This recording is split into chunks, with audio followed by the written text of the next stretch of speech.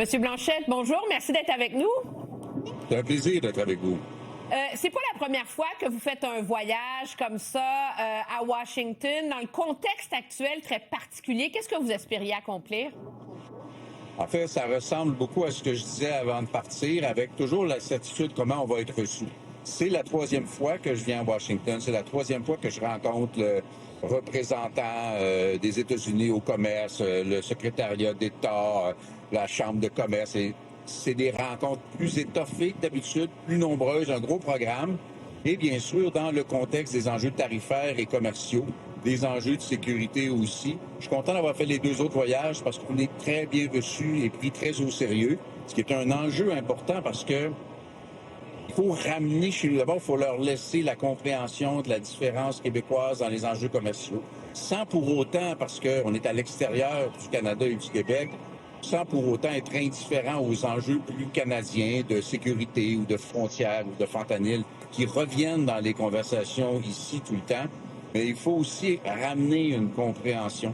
Et rapidement, je peux vous dire que ce qu'on entend beaucoup, c'est « Oui, mais si M. Carney veut une entente, il faut qu'il vienne. Il faut qu'il se déplace. Il faut qu'il joue le jeu de la culture républicaine de la Maison-Blanche, de Donald Trump, qui veut que tu manges un steak, que tu joues au golf, puis que tu deviennes son ami dans une certaine mesure. » Ça, c'est un élément qui revient beaucoup. Dans les autres éléments, il y a la politisation des tarifs qui ne sont pas là qu'à des fins d'intimidation en vue d'une négociation. Ça revient pas mal. Les associations économiques, les chambres de commerce, la Chambre de commerce Canada-États-Unis tiennent des positions très proches des nôtres. Ils subissent des dommages importants à cause des tarifs. Dans l'incertitude aussi en vue des négociations, ça revient beaucoup et on doit, nous, essayer de comprendre comment on peut mieux intervenir et accélérer le processus de négociation. Je veux juste revenir sur quelque chose que vous avez dit. Je veux dire, M. Carney a envoyé le greffier du conseil privé, qui est quand même le plus haut fonctionnaire au pays. Il a envoyé son chef de cabinet, qui est son plus important bras droit. C'est tout juste si le ministre Dominique Leblanc n'a pas un condo à Washington maintenant, tellement qu'il est là souvent. L'écho que vous avez, vous, c'est qu'à Washington, on juge que c'est pas suffisant? On juge que la partie relation publique sympathique de la chose, c'est mes mots à moi, là, n'est pas assez élaboré, que c'est froid, que c'est distant comme approche. Et la culture et l'environnement de M. Trump vont vous dire que l'interlocuteur, c'est supposé être Mark Carney.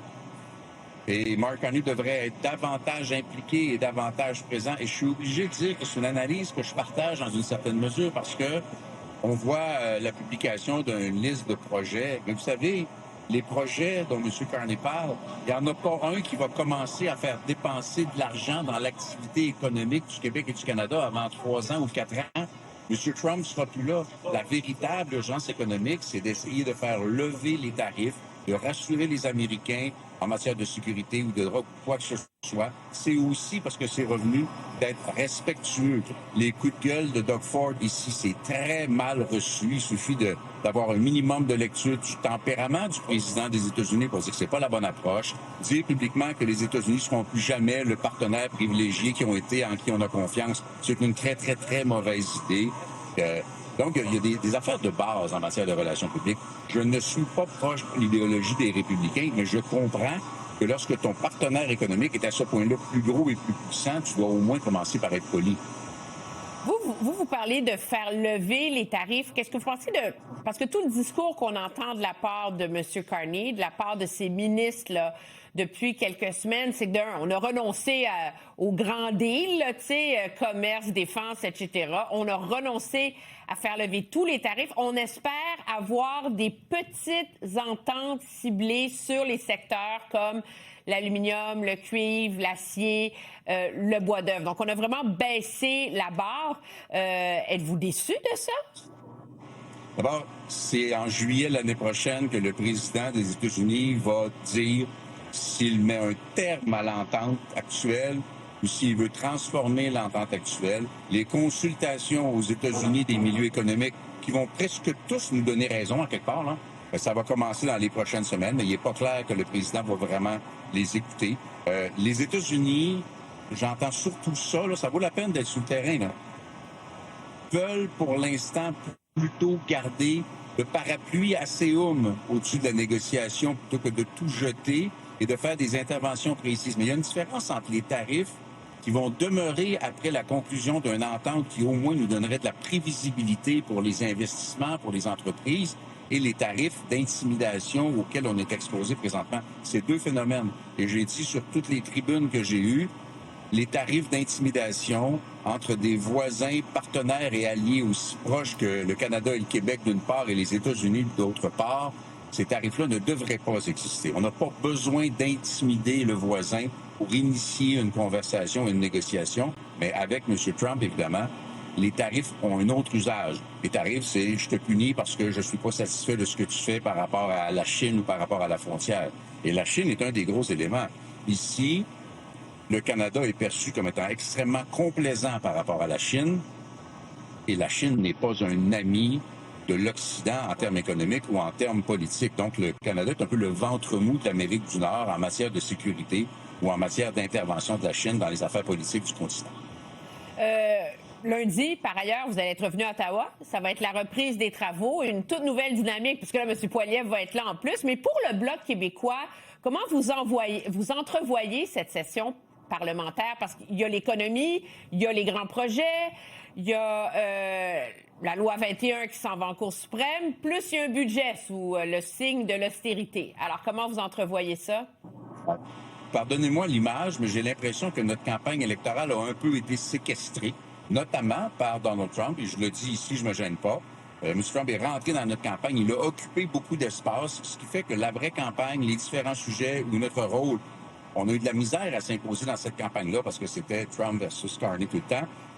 Mais on avait un programme électoral dont je suis encore particulièrement fier. C'était les secteurs économiques propres au Québec qui sont moins importants ailleurs au Canada. C'était des mesures d'aide aux entreprises dans le contexte des tarifs ou de la négociation commerciale ou de l'incertitude. C'était l'insistance sur les enjeux, sur notre identité nationale propre en matière de langue ou en matière de laïcité. Bien, le programme qu'on avait en campagne électorale, c'est ce qu'on va faire vivre cet automne. Donc, on va évidemment parler d'immigration, on va évidemment parler de laïcité, on va parler de prière dans l'espace public, mais on va devoir revenir sur les enjeux économiques, le commerce, et je vais devoir insister. Le premier ministre semble ne pas mettre ses priorités au bon endroit. Il n'y aura pas d'activité économique liée aux grands projets avant plusieurs années. La négociation commerciale doit être sa priorité, c'est très clair, sans compter qu'on ne se gênera pas pour critiquer les rejetons de C5 dont on a commencé à avoir des exemples, qui sont un déni complet des enjeux de changement climatique et d'environnement.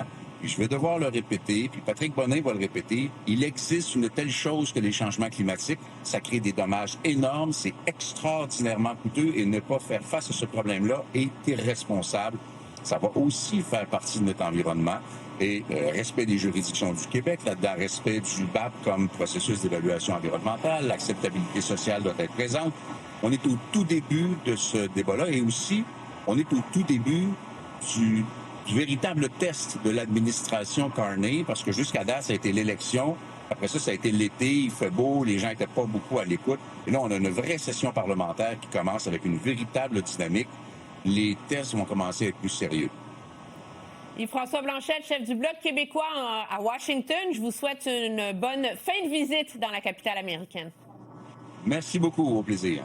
Au revoir.